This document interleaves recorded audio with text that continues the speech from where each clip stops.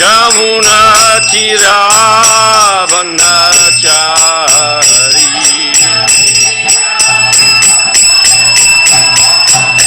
Jaya Radha Madhava Kunja Bihari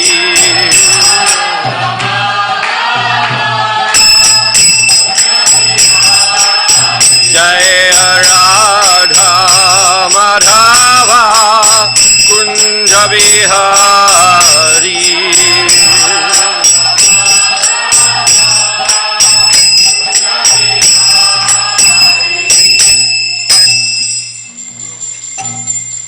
Jai Vishnupad Paramahansa Parivrajakacarya Ashto Terasata Srimadi's Divine Grace A.C. Bhaktivedanta Swami Maharaj Srila Prabhupada Ki Jai Grantaraj Srimad Bhagavatam Ki Jai Nitai Gaura Premanandi. All glories to the assembled devotees. All glories to the assembled devotees. All glories to the assembled devotees. All glories to Sri Sri Guru and Gauranga.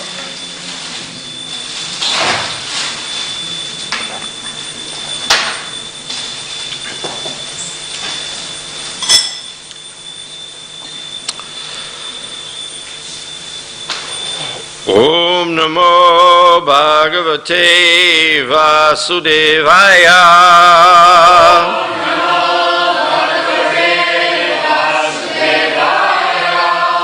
Om Namo Bhagavate Vasudevaya.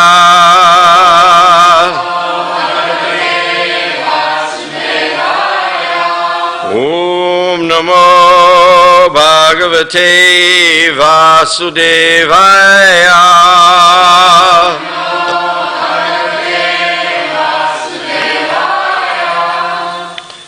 Srimad Bhagavatam, Canto 3, Chapter 5, Vidura's Talks with Maitreya.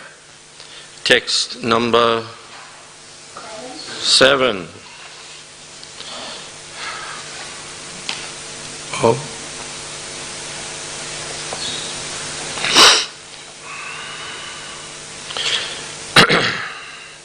Kridan. Oh, what have we done? We'll just do it first. Kridan vidate dvijago suranam. Kridan vidate dvijago suranam. Kemaya kamanya vatara bedai. Kemayar kamanya vatara bedai.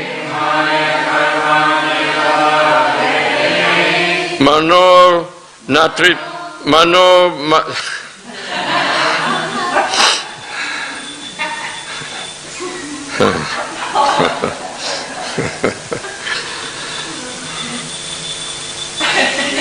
Mano tripyatapi shridvatam na.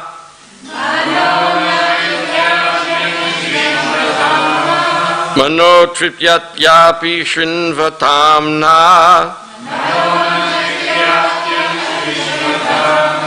Shushloka mulesh charitamritani. Shloka mulesh charitamritani.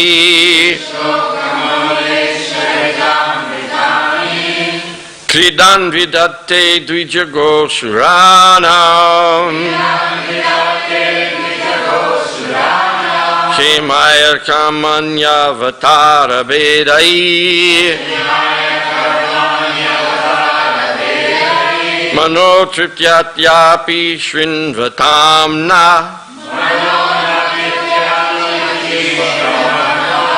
Shloka mulesh charitamritani.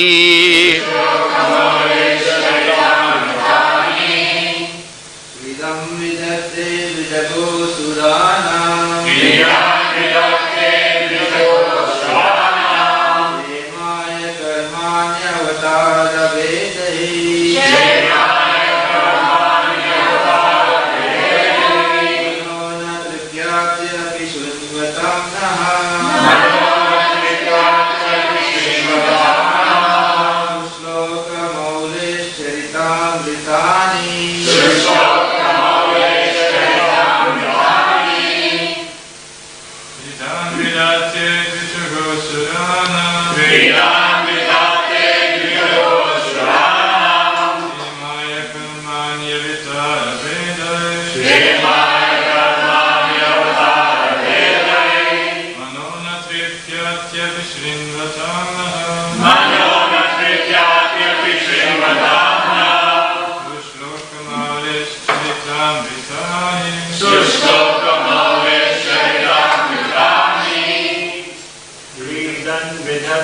Vijago Surana Priyam Vidate Vijago Surana Shemaya Karmanya Vatara Vedai Shemaya Karamanya Vatara Vedai Mano Natripyati Api Shrinamrutam Naha Mano Natripyati Api Shrinamrutam Naha Shushloka Molesh Charitam Tani Sushloka Molesh Charitam Vidani.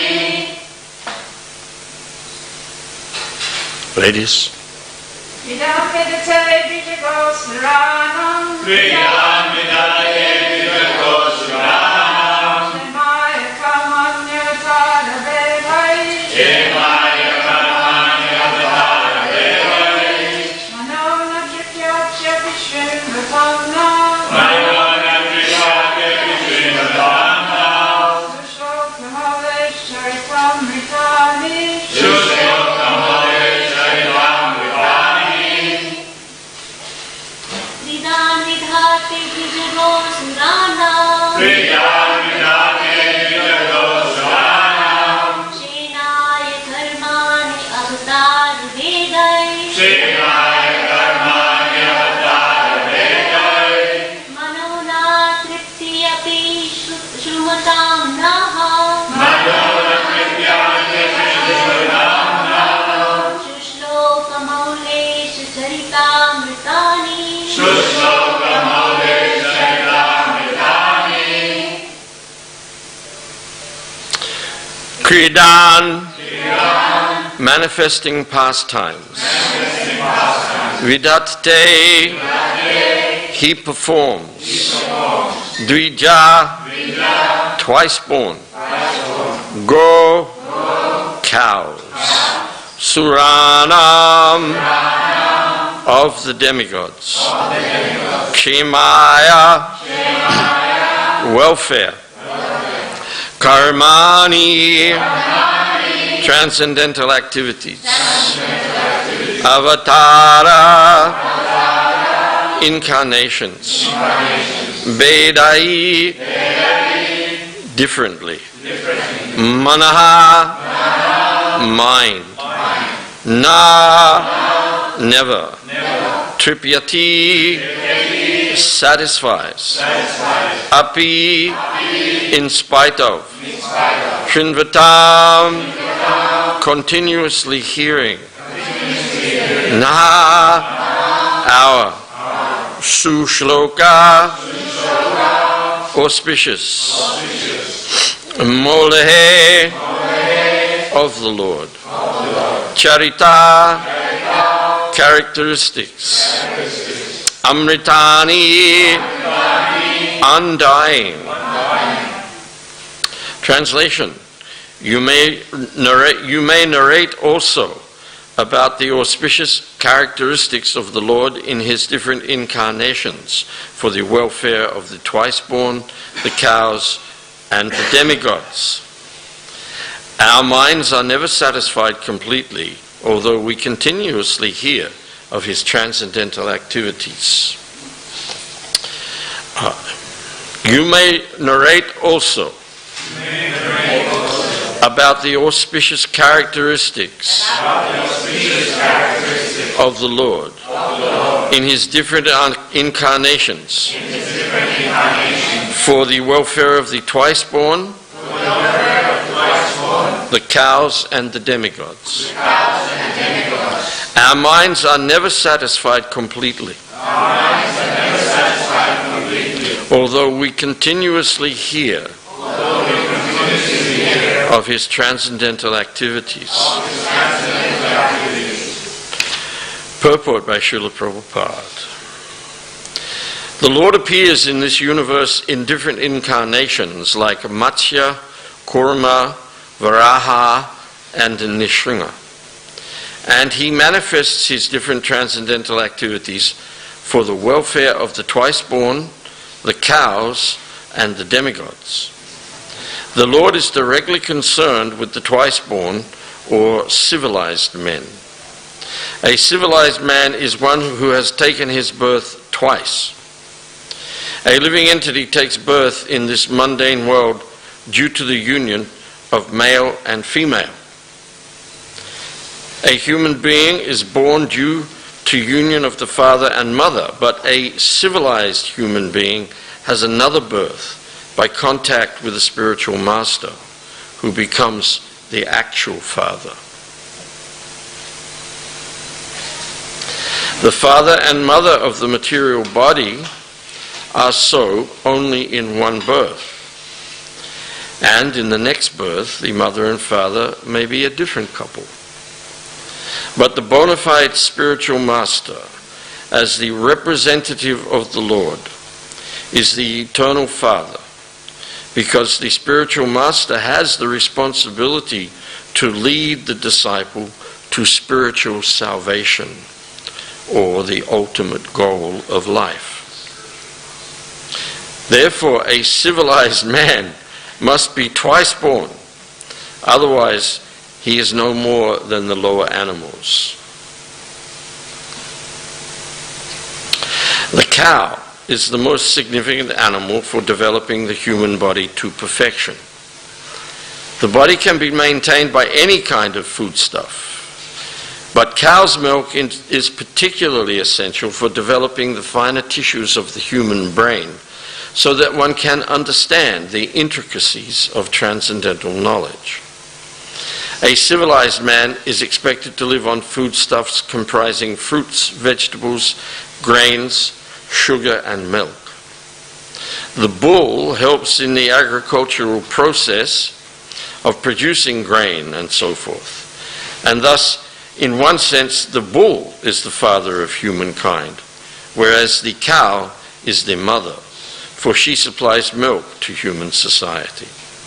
A civilized man is therefore expected to give all protection to the bulls and cows. The demigods, or the living entities who live in the higher planets, are far superior to human beings. Since they have better arrangements for living conditions, they live far more luxuriously than human beings, yet they are all devotees of the Lord. We are all devotees of the Lord. The Lord incarnates in different forms, such as those of a fish, a tortoise, a hog, and a combined lion and man, just to give protection to civilized man, the cow, and the demigods, who are directly responsible for the regulative life of progressive self-realization. The whole system of the material creation is planned so that the conditioned souls may have the opportunity for self-realization. One who takes advantage of such an arrangement is called a demigod, or civilized man.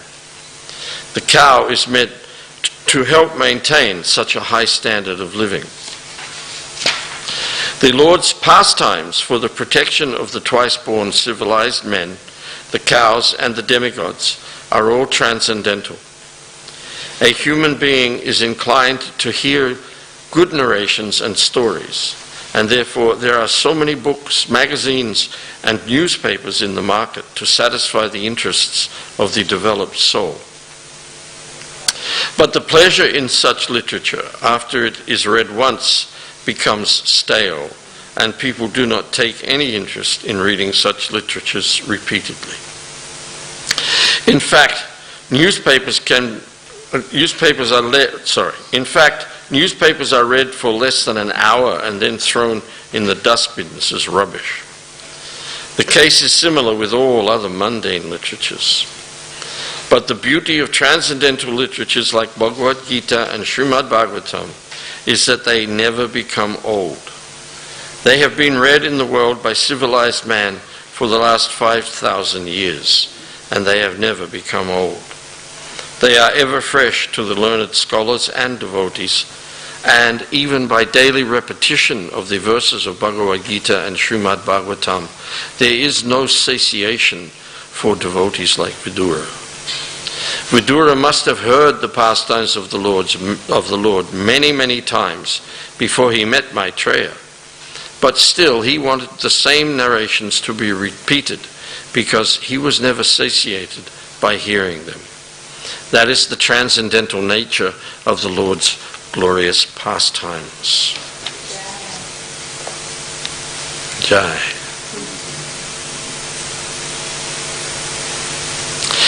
Kridan vidate dvijago suranam Kshimayar kamanya vatara vedai Manona triptyapi shrinvatam na Sushloka mulesh charitam ritani. You may narrate also about the auspicious characteristics of the Lord in his different incarnations for the welfare of the twice born, the cows, and the demigods.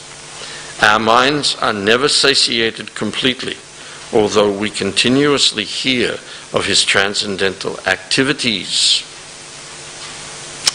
Umagyanati mirandasya gananjana shalakaya chakshurun militam jena tasmai Shri Gurave namaha Shri Chaitanya manobishtam stapitam jena bhutale swayam rupa kadamayam darati swa padantikam Vandeham Shri Guru Shri Yuta Parakamalam Shri Gurun Vaishnavamscha Shri Rupam Sagrajatam Sahagana Raghunatan Vitam Tam Sajivam Sadvaitam Savadhutam Parijana Sahitam Krishna Chaitanya Devam Shri Radha Krishna Padan Sahagana Lalita Shri Vishakan Vitamscha Hey Krishna, Karuna Sindhu, Dina Bandhu, Jagatpate, Gopesha, Gopika Kanta, Radha Kanta Namostute, Tapta Kanchana Gaurangi, Radhe Brindavaneshwari, Prishabhanu Sute Devi,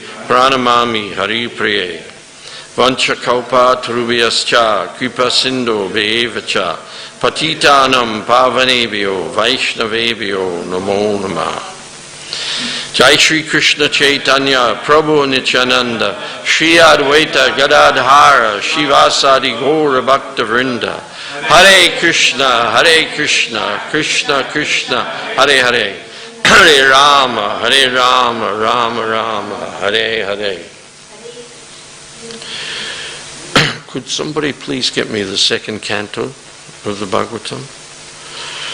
Namo Vishnu Padaya Krishna Prashtaya Bhutale Srimate Bhaktivedanta Swami Niti Namine Namaste Saraswati Deve Gauravani Pracharine Nirvishesha Sunyavadi Paschacha Deshatarine Mukam Karoti Vachalam Pangum Langa Yate Girim Jat Kripa Tamaham Vande Shri Gurun Dinatarana. Thank you.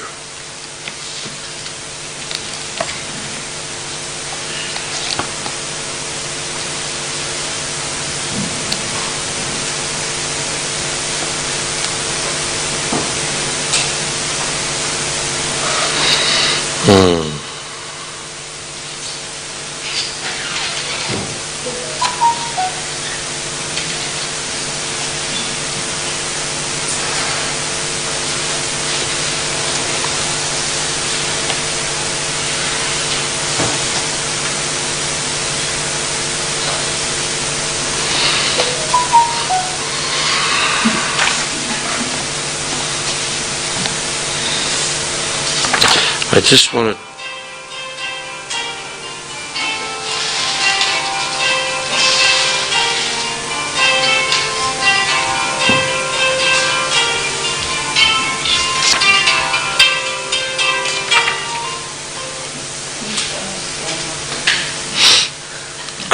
wanted to read some verses from the second canto spoken by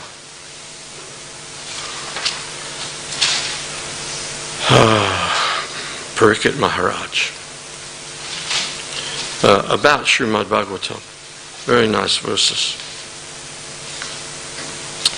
It goes from verse 2 to verse 6. 2 to 6. The king said, I wish to know narrations concerning the Lord who possesses wonderful potencies. The king said, I wish to know narrations concerning the Lord who possesses wonderful pastimes. are certainly auspicious for living beings in all planets. O greatly fortunate Sukadev Goswami, please continue narrating Srimad Bhagavatam so that I can place my mind upon the Supreme Soul, Lord Krishna, and being completely freed from material qualities, thus relinquish this body. Persons who hear Srimad Bhagavatam regularly and are always taking the matter very seriously will have the personality of Godhead Sri Krishna manifest in their hearts within a short time.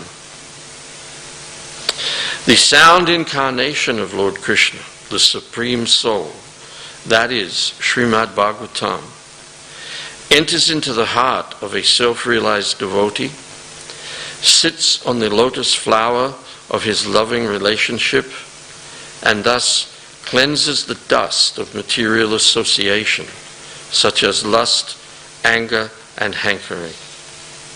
Thus, it acts like autumnal rains upon pools of muddy water. A pure devotee of the Lord, whose heart has once been cleansed by the process of devotional service, never relinquishes the lotus feet of Lord Krishna, for they fully satisfy him, as a traveler is satisfied at home after a troubled journey.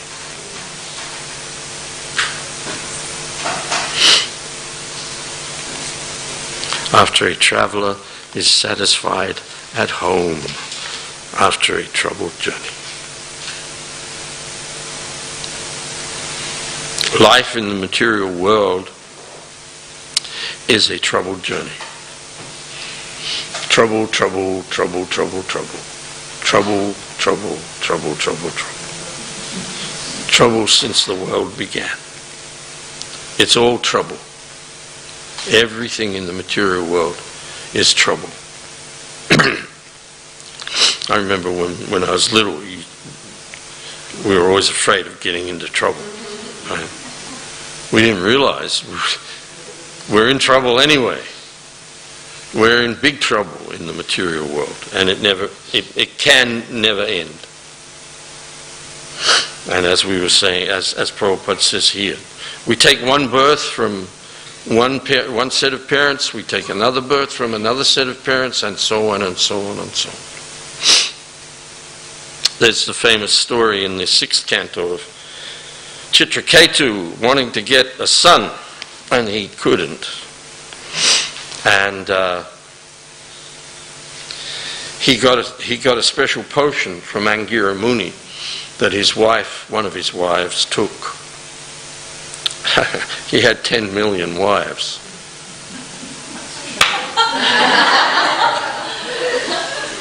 Ay, ay, ay. 10 million. Anyway, one of his wives took a potion that enabled her to get a son. And so she had a son, and everybody was jubilant, ecstatic, except the other 9,999,999 wives, who were very upset because the wife who had the child was getting all the attention.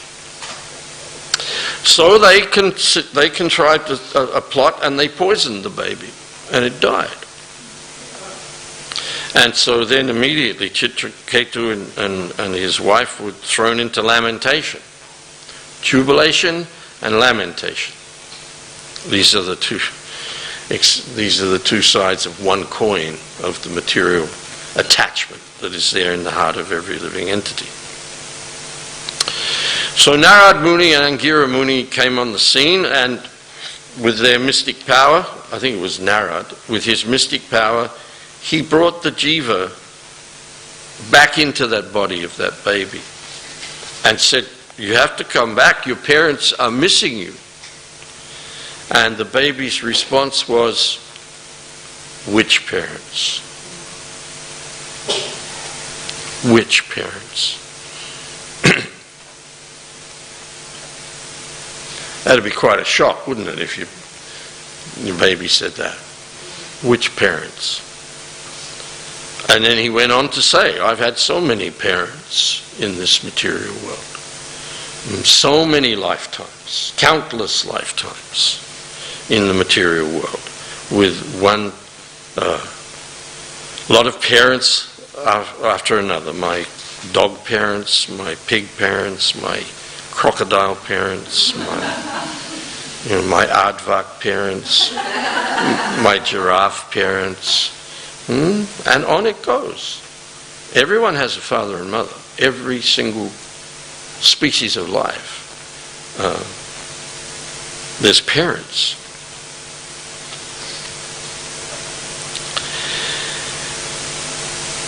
But it's a very troubled journey from conception to death, and then reconception, and then death again, and everything that goes on in between.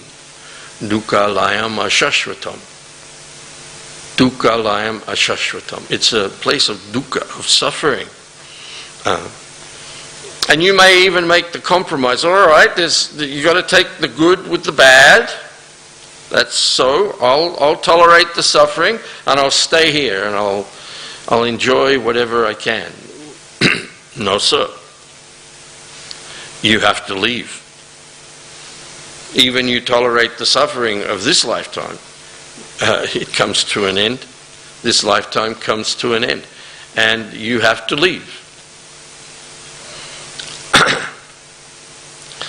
And particularly birth and particularly death are very difficult things to go through. Very, very difficult things to go through. Of course, we forget. We forget. But then we come back again and we go through it again. Of course, there's the argument, people say, well, how do you know that? How do you know there's life after death? Nobody's ever come back. Well, the reality is you're already back. We're all back in this world, in this lifetime, from the previous lifetime, which had a previous lifetime and a previous lifetime, and so on. And in all of those cases, janma, mrityu, jara, vyadi, birth, old age, disease, and death are going on repetitiously in every species, every single species. The same thing is going on everywhere. And it's a very, very troubled experience, very troubling experience. So these verses are very poignant and very relevant, especially this last one. A pure devotee of the Lord whose heart has once been cleansed by the process of devotional service never relinquishes the lotus feet of the Lord, for they fully satisfy him, as a traveler is satisfied at home after a troubled journey. And here we have Vidura. Now, Vidura, you think of Vidura's life, a very troubled journey. He had a lot of trouble to deal with in the court of Dhritarashtra and Duryodhana. He was constantly having to deal with their nefarious activities towards the Pandavas. Very difficult situation. But he was a man of equanimity. He was never overcome by jubilation or lamentation about any situation, because he had attained this platform. His heart was cleansed by the process of devotional service, and he never relinquished the lotus feet of Lord Krishna. So here we see, first of all, he encounters Uddhava, and then Uddhava refers him to Maitreya. And actually this is a major foundation for the rest of the Bhagavatam, which is taking place here. Vidura's questions of Maitreya in regard to so many things about the Lord are what caused Maitreya to tell so many stories and give so much information about the Lord.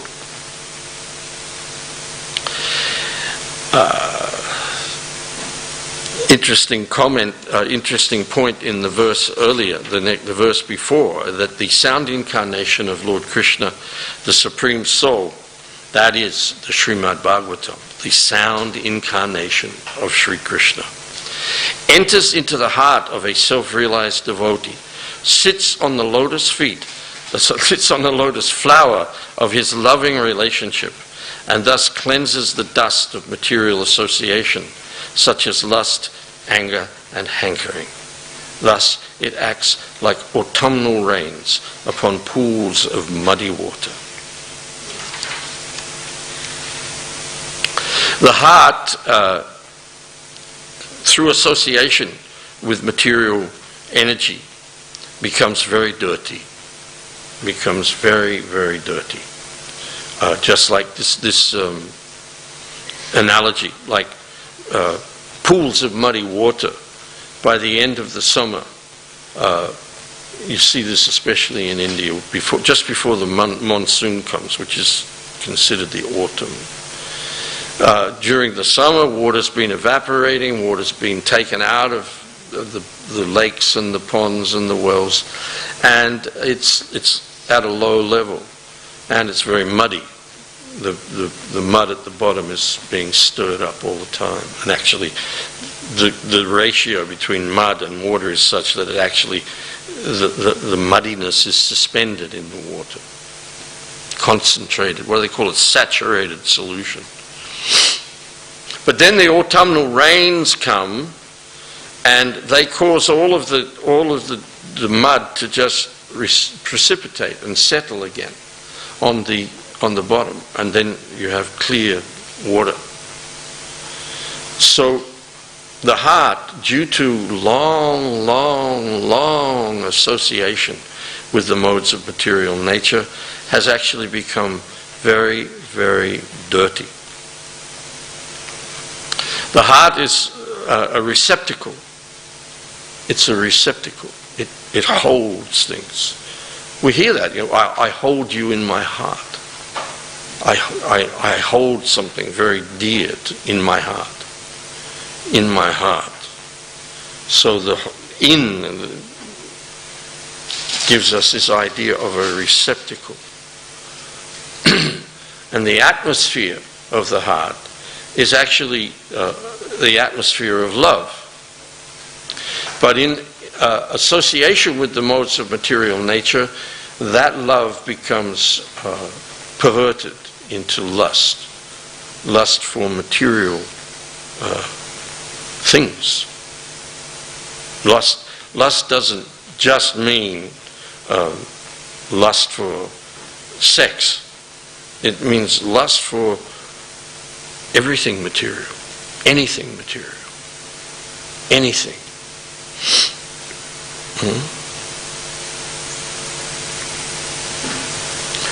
And the way life goes on is we are pursuing lusty desires, one after the other, one after the other, one after the other, because through the association of the mode of passion, the initial desire to enjoy material things becomes manifest as thousands and thousands and thousands of desires.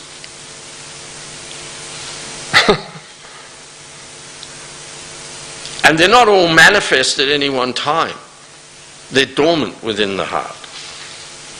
But they become manifest according to a chronology which we have no control over. Just like you know in your own heart. Just out of the blue, something happens and you're like, whoa, I like that. But it's not just, oh, I like that. It's like, I really like that. I have to have that. I want that.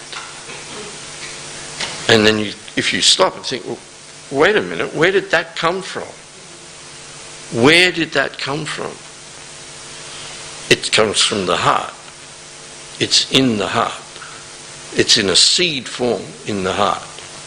And as I said, the chronology that controls all that is out of our control. There's a higher framework within the universe by which seeds of desire fructify boop, boop, boop, boop, at any time.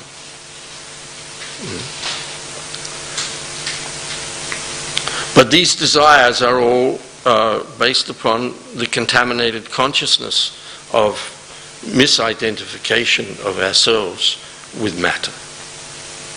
It's a misconception, a total misconception. And it only brings trouble. It only brings trouble.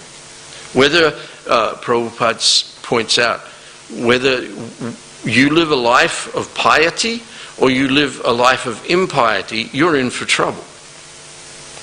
Because you have to die and take birth again somewhere to undergo all the results of your pious activities, and you have to take birth somewhere else to get the results of all your impious activities. There is no negation of one by the other. You don't negate something impious by doing something pious. You just build up a stack of pious reactions and a stack of impious reactions, and you have to undergo them all. That's the game we're in. It's like a huge multi-dimensional game that we play of rewards and penalties. Rewards and penalties. And we're entangled in this through the heart, through our hearts, because like they say, you've got to have something to put your heart into. So we put our heart into material enjoyment a long time ago. I mean, I don't mean, 20 years ago, 25 years ago, which appears a very long time in our short lives, but an inconceivable amount of time in the past. And as a result of that, we have become nitya baddha. We have become bound up for an inconceivable amount of time into the future as a result of this dirty heart. And the heart is always hankering for something I really want, and then lamenting for something I wish I'd been able to keep.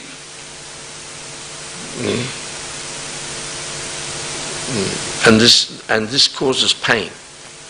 This causes pain to the living entity. It's very troublesome. All of this hankering and lamenting and desiring to enjoy in the material world,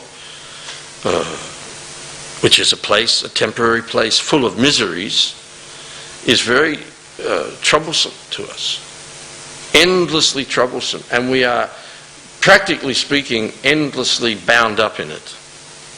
And there's no way out by any material means. There's a very nice discussion at the beginning of the 6th canto between Sukadeva Goswami and Maharaj Pariksit about atonement. Actually, that's an interesting word, atonement. It's one of those English words that's like 3 words joined together. Or it's actually, 3 words. 2 words. At-one-ment. That's literally what atonement means. The pronunciation is shifted by the conjunction of the 2 syllables, the 2 words rather. So it becomes atonement. But actually it was originally at-one-ment. At-one-ment with God. To be at one with God. Right now we are totally at odds with God. And actually deep down in our hearts, we know it's true. We know it's true. Because knowledge is actually never completely extinguished. It's never extinguished. It's just covered. But there's a resonance coming from deep inside that somehow or another is telling us this is not right. This situation I'm in is not right. But we don't know why. We've forgotten why. We've forgotten why. But then again, everybody turns to God when they're in the deepest distress. With two stories about that. Ashray Prabhu told me this story. That he said when he was like 13, 14, like probably most of us were, or he was a first-class atheist. There's no God. This is all science proves this, that, and the other. And his mother was a very devout Catholic woman. Strange marriage. She was an Italian woman born in Alexandria, brought up as a Catholic, and his father was a Yorkshireman, brought up as a Protestant. And he was a very disillusioned man from the war, like most of that generation were.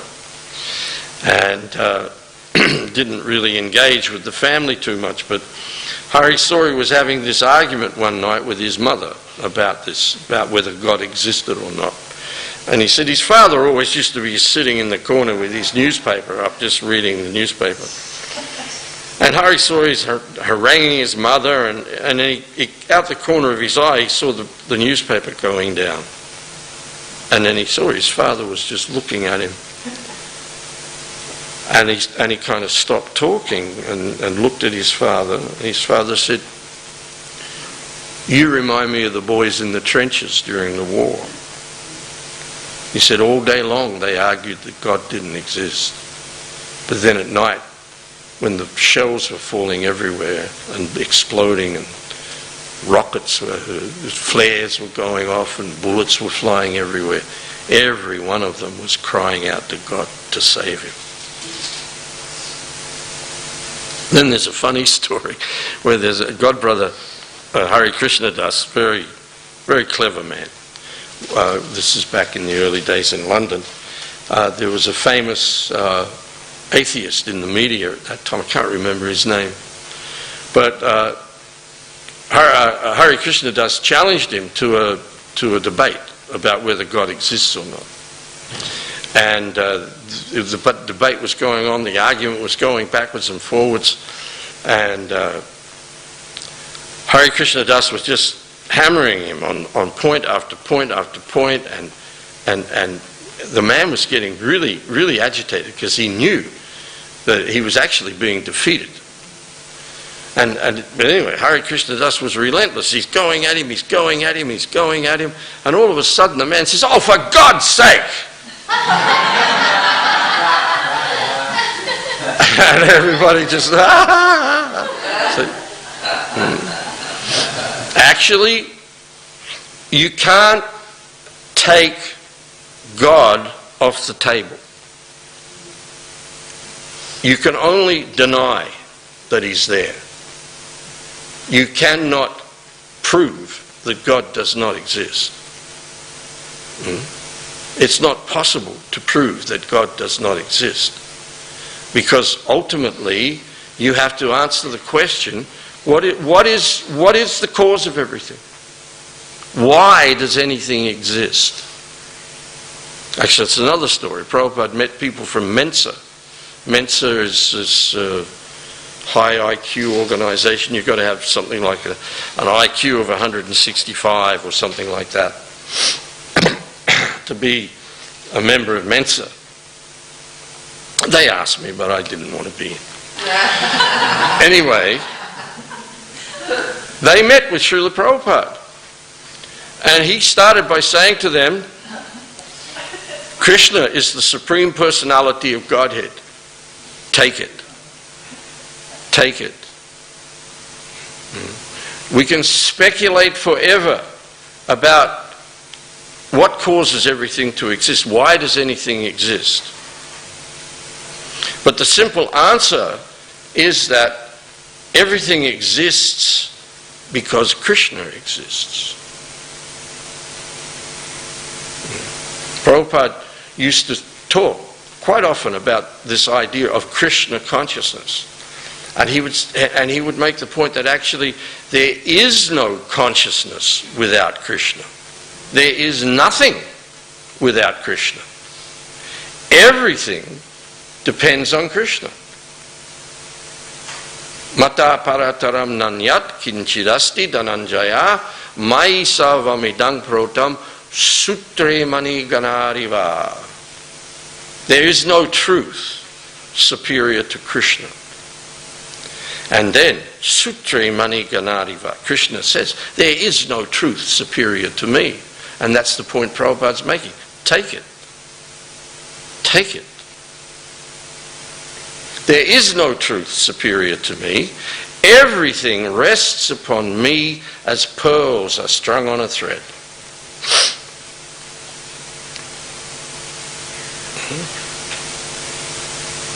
You can take it or leave it. You can accept it, and if you don't accept it, it's such a stark distinction. You either accept it or you don't accept it. You either accept it or you deny it. Not true. What? Krishna's a liar? No. Krishna doesn't exist. This is the argument. This is the argument that the British brought up to protect their business interests in India. Simply to protect their business interests. That's all.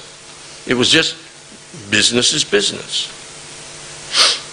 Another funny story about that. We'll come back to this one. The funny story of a Gujarati boy in school, and the teacher says, all right, there's a £20 prize today for who can tell me who is the most famous person in the history of the world. So all hands are going up, and he says, yes. Somebody says, Alexander the Great. And the teacher says, no. Somebody else says, oh, Julius Caesar. No. All this is going on, and then little Aaron Patel puts his hand up. And the lady says, yes, Aaron? He says, it is Jesus Christ. And she says, oh, you're right. Come and get your money. So he comes up to get his £20, and she's holding it out, and just before she lets him take it, she says, wait a minute, Aaron. Aren't you a Hindu? And he says, yes. And she says, well, don't you believe that Krishna is the most famous person in the history of the world? He snatches the £20 and he says, yes, but business is business. Business is business. And the whole British Empire was business. It was all business. And it suited them to concoct a whole argument that all of these literatures, Srimad Bhagavatam, Ramayana, Mahabharata, the Vedas, thousands of literatures, were all mythology. Actually, they and other European scholars, they did the same thing with all of the description of the demigods that's there in Greek and Roman culture. It's all mythology. These people don't exist. Denial. They're in total denial. Deny the existence of Krishna, and then anything goes. You can do whatever you like. Well, whether you deny Krishna or not, you can do whatever you like. But if you're in denial of Krishna and you go about doing whatever you like, then you have to suffer the consequences of it. Because you're involved in something that's greater than you. You're involved in something that's much, much greater than you. And ultimately you have to accept that it has a maker. This whole thing, this synchronicity of nature, somebody has to make it. There's another very nice story about Isaac Newton. Isaac Newton had a planetarium, simple thing. In those days it was all about rods and pulleys and cranks and cogs and whatever. But it was set with the idea of, as in those days Galileo and Copernicus, and they were coming up with the idea of the sun-centered solar system. And they were And so this idea of a planetarium emerged. And you had the big ball in the middle with the sun, and then there was an axis and all the other rods out with the different planets, and you cranked it and the planets moved around the sun. So Isaac Newton had a friend who was a big atheist, and he came along one day to see Isaac, and he sees this thing, and he's fascinated by it. He's cranking the handle and he's watching it go, and he says, "Oh, this is amazing." And he says to Isaac Newton, "Who made this?" And Newton says, "Nobody. I just came in here one day and there it was." And his friend said, "Oh, don't mock me, don't mock me. Something as intricate as this must have a maker." And Newton said, "You rascal. You look at the model of the real thing and say, somebody must have made that, but then you look at the real thing and say, nobody made that."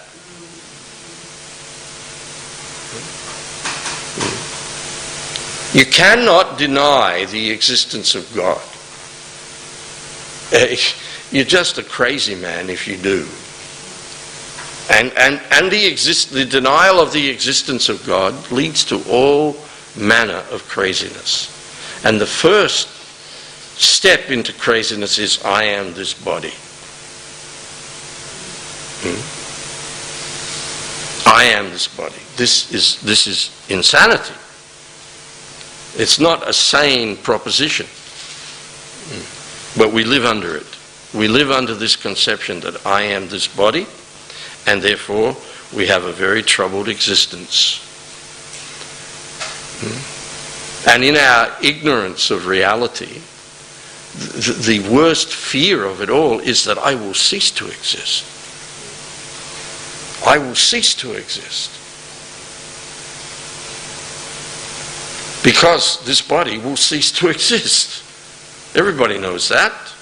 Everybody sees it happening all the time.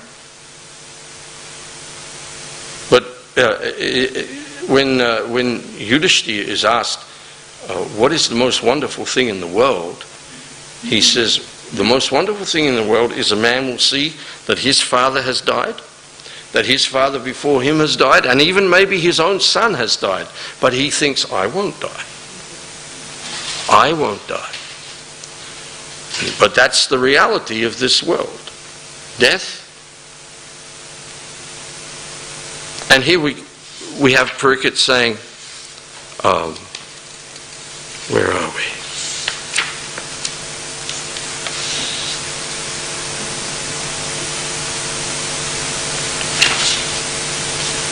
Maybe it's the next verse, where he says how, I'm sorry, I just got to find that.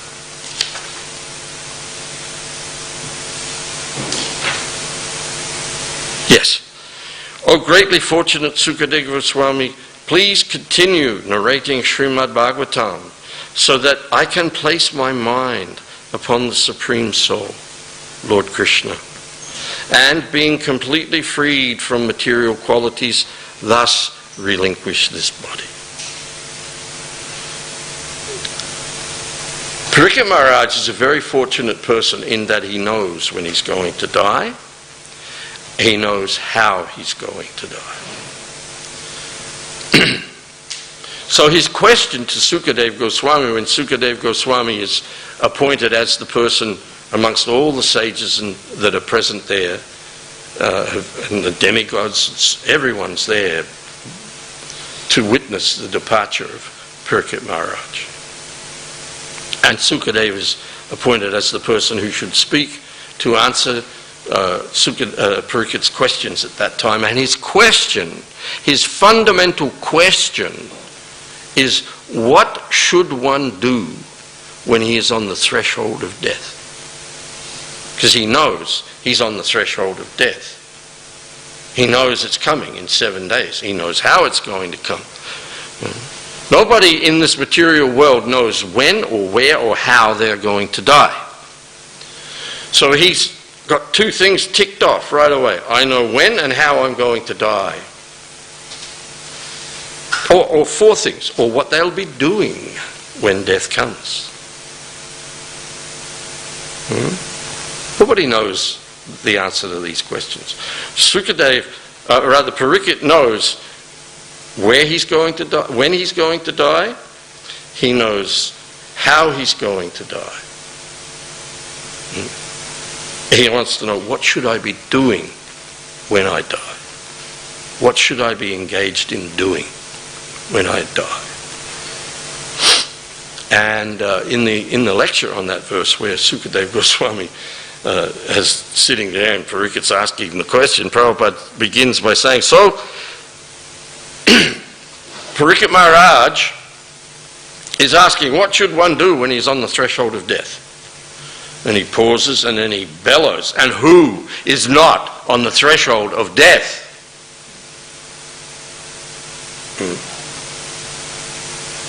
Nobody knows where or when or how they're going to die, or what they'll be doing at that moment. So here we see Parikshit Maharaj makes this amazing statement. He says, "O greatly fortunate Sukadeva Goswami, please continue narrating Srimad Bhagavatam so that I can place my mind upon the Supreme Soul, Lord Krishna, and being completely freed from material qualities, thus relinquish this body."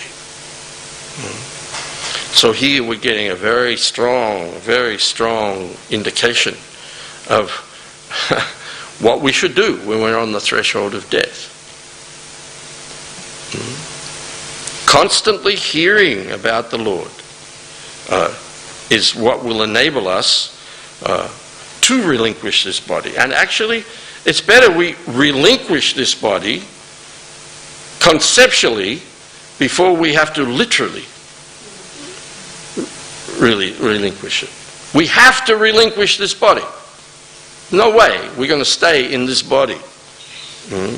Not going to happen. It's not going to happen. Durashaya, Prahlad says. It's a hopeless endeavor to think or do anything about this. That I can live 1 second longer than I'm meant to live in this body. I have to relinquish this body. So there's the concept, die before you die. Die to this world. Die to this life. Die to this body. Stop trying to squeeze some pleasure out of material existence, because it is only trouble. It is only trouble. All the trouble you go to just for a little drop of something. And it's the same in every species of life. Actually, it's worse in other species of life. Human form of life, there's a lot of facility for sense gratification. But that facility is there